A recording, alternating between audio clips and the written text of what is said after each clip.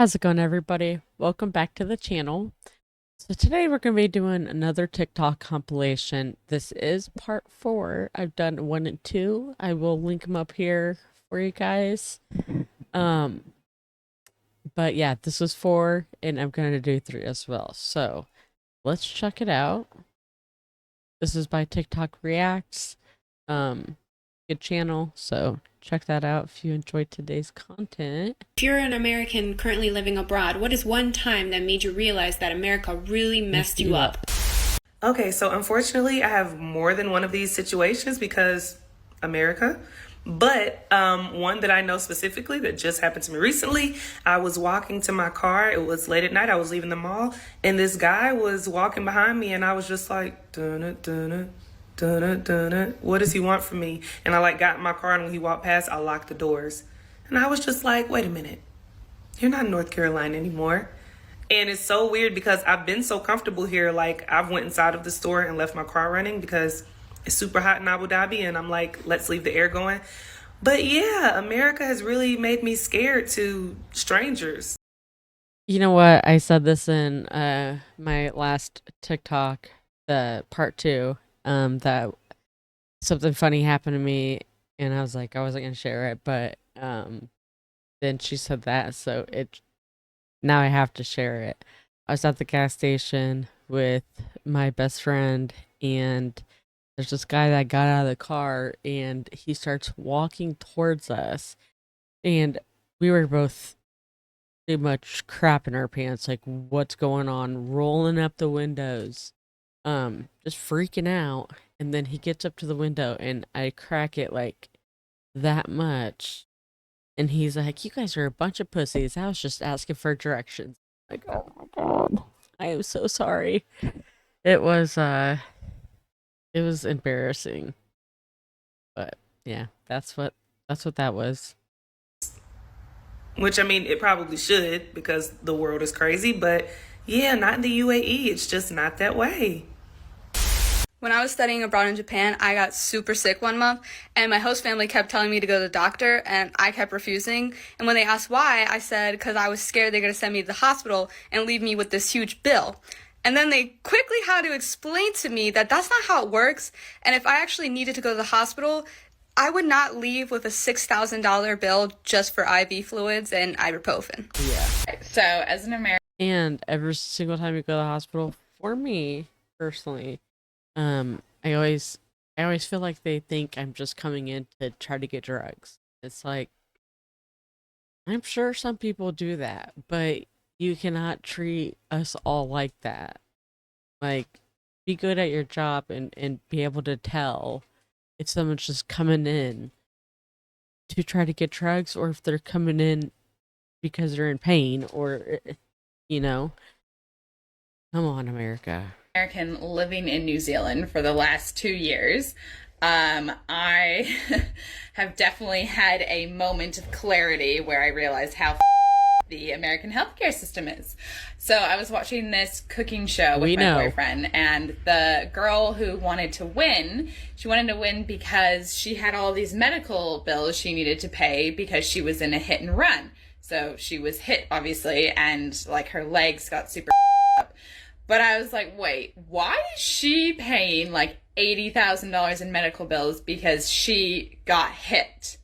That makes no sense. So safe to say, I don't think I'll be moving back to the States anytime soon, especially since I broke my wrist here and it was completely free. How does that work? America, get your shit together. Yeah. So a few weeks after I moved to South Korea, I got pretty sick. I got a pretty gnarly sinus infection. So I'm telling you, I've never heard anybody say they just moved to South Korea. I've never heard anybody just on their own will just up and what's in South Korea? That's what I want to know. my boss insisted on taking me to the doctor, even though I was like, no, it's fine. I don't need to go. I'll get better. And she took me to the doctor, and I have health insurance here in Korea. I have the National Health Insurance Plan. And at the end of my appointment, my boss said to me, oh, it's 5,000. So I heard her say 5,000. 5,000 won is about $5 US. But in my head, there was no way it could have only been 5,000. So I pulled a 50,000 won note out of my wallet and I handed it to her. She tried to give it to the receptionist and he was like, does she have anything smaller? Like, this is a big bill. And she was like, do you have anything smaller? And I was like, but it's 50. She was like, no, it's $5,000. And I was like, how can a doctor's appointment only be $5? Yeah, and that's where when you go somewhere, you gotta know the money system. Somebody could straight screw you over. You wouldn't even know. When my grandfather was dying, we went to Scotland to go and see, him for one last time. And at one point, my grandfather had a prescription that needed picking up. So I pop out of the car, run into the pharmacy, and I've got my purse on me. I don't have very much money with me. I just didn't. And I went in and I'm just like, okay, I'm here to pick up for my grandfather. This is his name. And I've got my passport out, ready to hand it to them, like to prove that I'm who I say I am. And they're like, oh, yeah. How's John doing? Here you go. Here's his stuff. Hey, let him know that if he ever needs help with this, you can just call us. We'll send it on down to him. I said, thank you. And then I stood there and they're like, why are you still here? I was like, but I need to pay. And they're like, no, you don't. He's old. Everything's free. I never felt more uncomfortable leaving a building than I did in that day. It was awful. I'm a U.S. citizen currently living in Costa Rica. We have to be careful about the use of the word American since the Americas are continents. Anyway, I have so many examples of how the U.S. me up, specifically Florida. We got to Costa Rica the second weekend in November, obviously still deep in the throes in the US with COVID. And coming from Florida where there's so many anti-maskers and COVID deniers, it was surreal to go to these establishments here where everyone's following the Ministry of Health's rules. There's hand washing stations outside of every establishment. There are people taking your temperature to go into grocery stores and certain restaurants. People are giving you distance.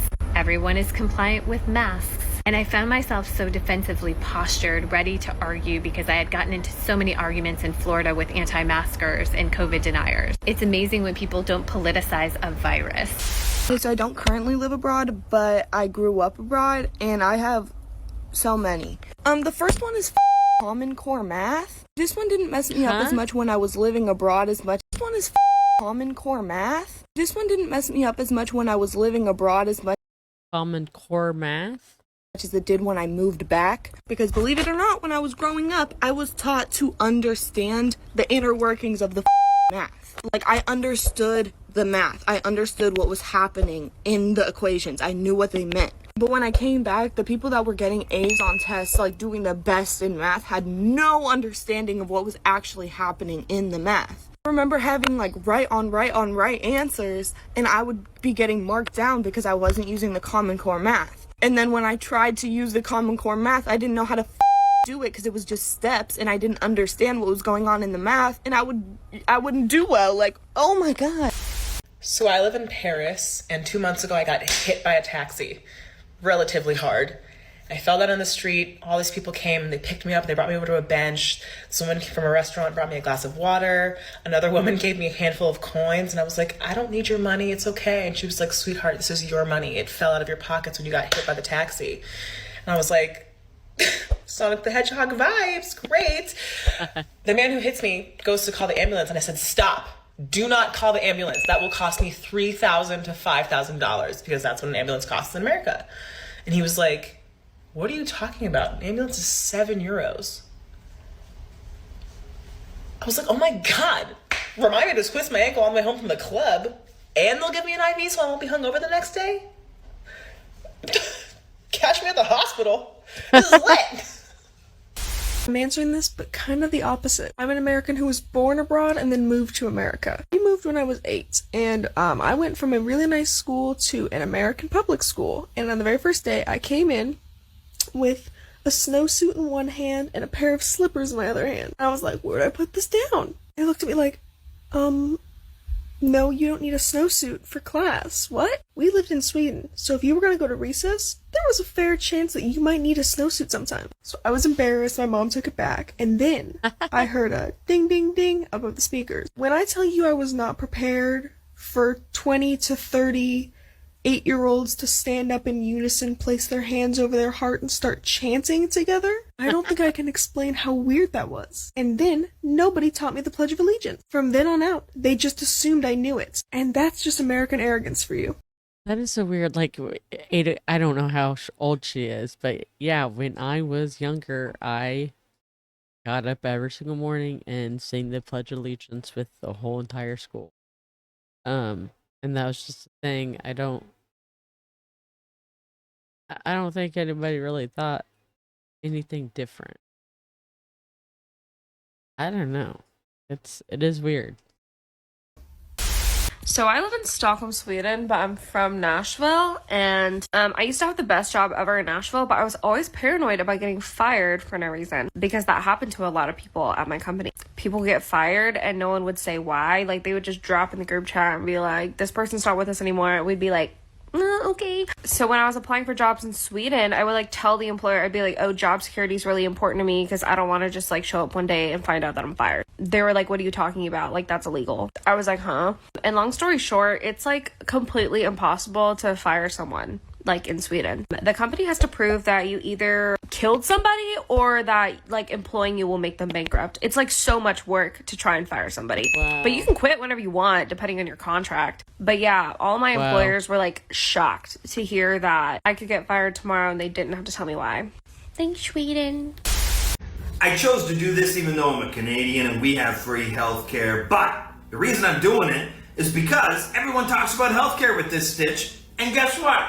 I'm in Greece. I'm in Europe. Okay, so 2015, I'm in Europe. I've got bilateral pneumonia, both lungs full. 2 months in, I'm seeing no signs it's getting better. I can't breathe. I can't even walk 10 steps. I'm out of breath. I'm like, can't do any. Finally, it's life or death. I mean, I gotta go to the hospital. I gotta bite the bullet. Whatever they're gonna charge me in Greece, I gotta pay it. So I show up at the hospital. They put me on this ventilator thing. They got my airways opened up. They did x-rays. I still got the x-rays.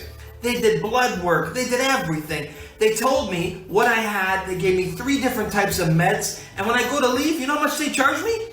€5. It's about $6 American. What? So about a year ago, I ended up going to the emergency room. And that's not like, we'll have a copay, but then also like the medication, depending on insurance, and if insurance takes it, you'll have to pay for that. And some of them are like, just for one prescription, $450. I don't know where they're getting these numbers. I really don't. Here in the US, because I had really bad asthma and I felt like I couldn't breathe. And all they told me to do at the emergency room was to take some allergy pills. Some that I already had at home, and then they just sent me home. Yeah. And it ended up being $2,000, including insurance.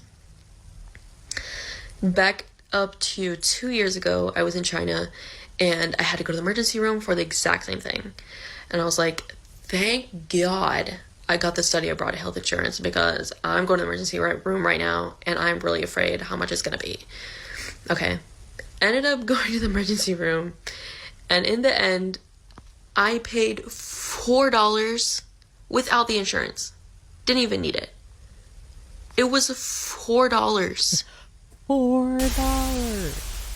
Well, everybody is well aware of the healthcare. No, you got that squared away. But yeah, if you have anything more to add to this, put it down in the comments below. I appreciate it, and I do enjoy I read all of them. Read all the messages. But yeah, thanks for watching, and I hope to see you in the next video. Bye, guys.